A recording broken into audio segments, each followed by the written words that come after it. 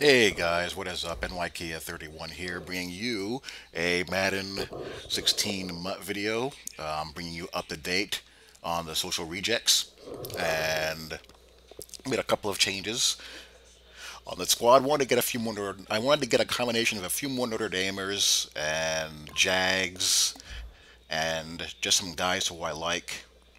I got Andre Reed on the auction block for a pretty nice price. And I figured, you know what?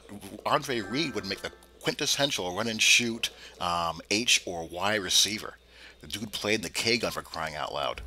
And I jazzed up the outside a little bit, got 91 overall. Amari Cooper here, and Michael Floyd as well to go up and get it, guys, for the outside. And Jarvis Landry, this 89 overall Jarvis Landry card. I wasn't really in love with the AJ Greens and the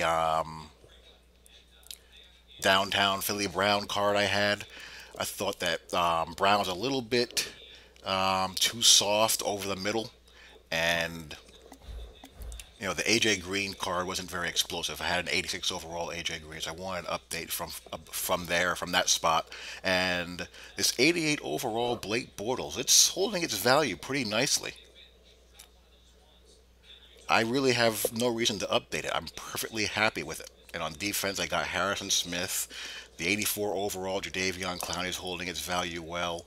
I got Ryan Shazier still holding it down. I added Carlos Dansby, so that puts you know one of my other backers on the bench. Anytime you get the opportunity to purchase a Anthony Barr card at a reasonable price, you go and grab it. Got Stephon Tuitt, plug him in there.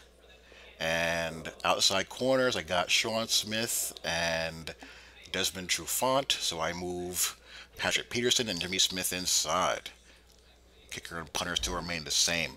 And I wanted to touch on the absolute ripoff, the absolute scam, racket, ripoff that is Mutt pack bundles.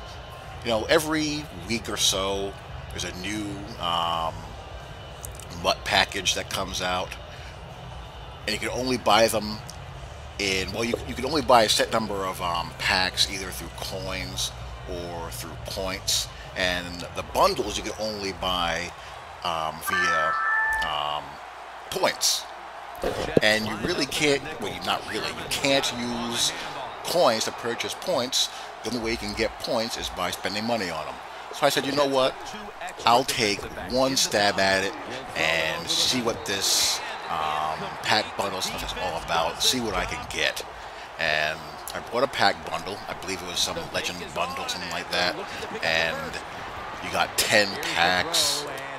And let me tell you, it was absolute garbage. The only thing that these bundles are really good for is basically quick selling to, get more coins so you can go to the auction block and get guys who are actually useful.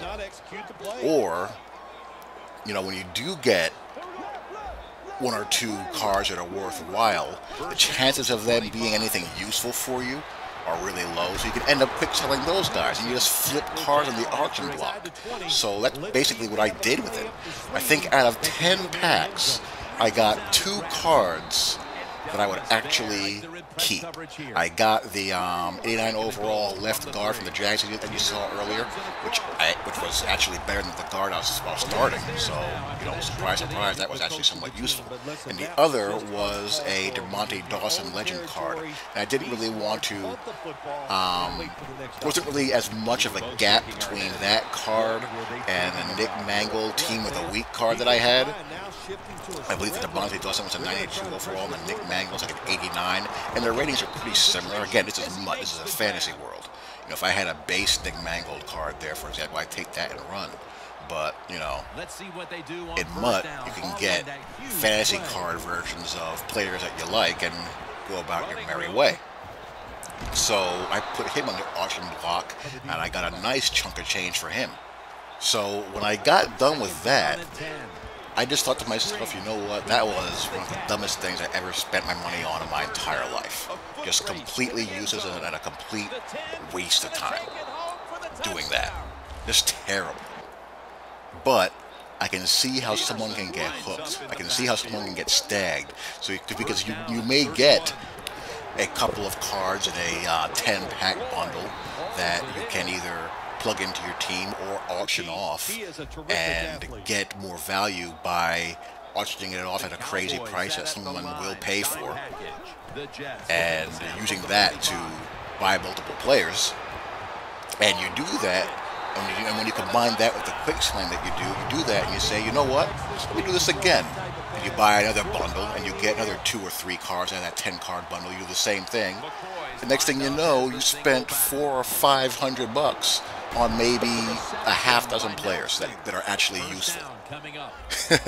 And I think that's the way the majority of these teams in MUT are built, that have all of these mid-90s and high 90s and above players at every position. So I don't see how you can grind long enough and trade long enough or frequently enough to get all of these players. You have to be purchasing packs and basically just swapping cards on the auction block like mad. It's the only way I can, see it working. And here, we get Rage Quit number 1 as we dispose of this guy and roll in with my run and shoot and wrecking havoc. I have Amari Cooper and Michael Floyd on the outside. You saw Amari Cooper on the choice concept. Man zero, he's going straight up to the field and toward the sideline. And I just, chucked it up to him. He got a step and took it to the house.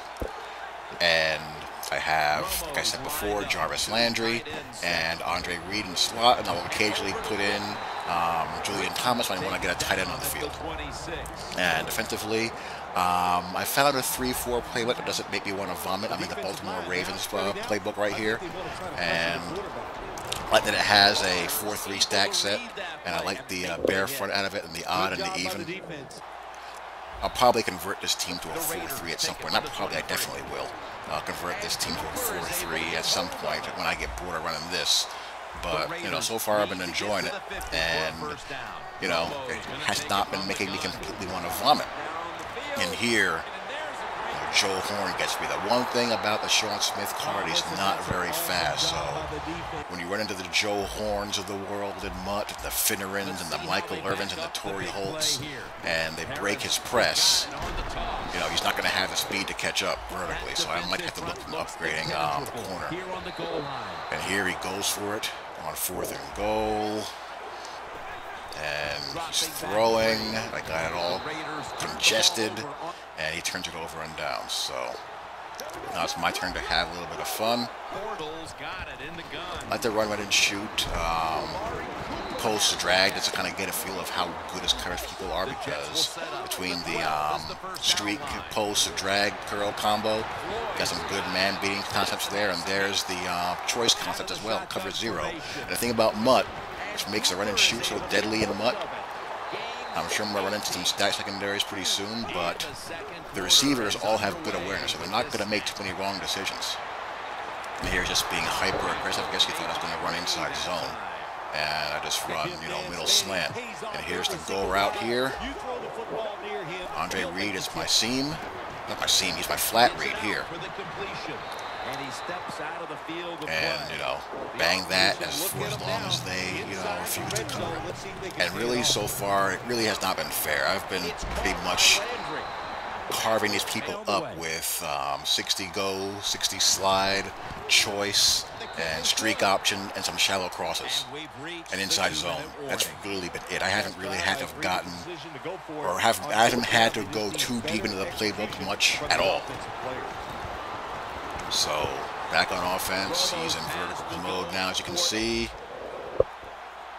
Got some good pressure there. He's playing man across the board. He's scrambling when no one's open. He tries to do a playmaker, but we're bearing down, and he throws it all away. Play action on 3rd and long. There's a crowd of people there. No thank you. 4th down. He's going to go for it. I don't know why I'm in man under here. I have the purple zone there for the corner. But he runs a hitch that looked like an unbumpable, smart routed hitch. Another one of the many gimmicks you got to look for that people like to do. So, you know, the set of downs for him. We want to get this guy out of here. We want to continue the rage quit fest. There, Trufant held his inside position on the slant. Give me a fumble on those, please. Gosh. Good coverage there. So 4th and 7. Of course he's going to go for it. It has been non-existent. You know what? When you play these what am I in here? I think I'm in cover 3. I'm from 3 deep there, but I get the sack. So Stephon Tuitt gets the sack, and he is going to cry uncle and eject. So there we go. That's my take on these mutt packs. You got a couple of run and shoot rage quits, and we continue to run on. So hope you guys enjoyed. Talk to you all later. Peace.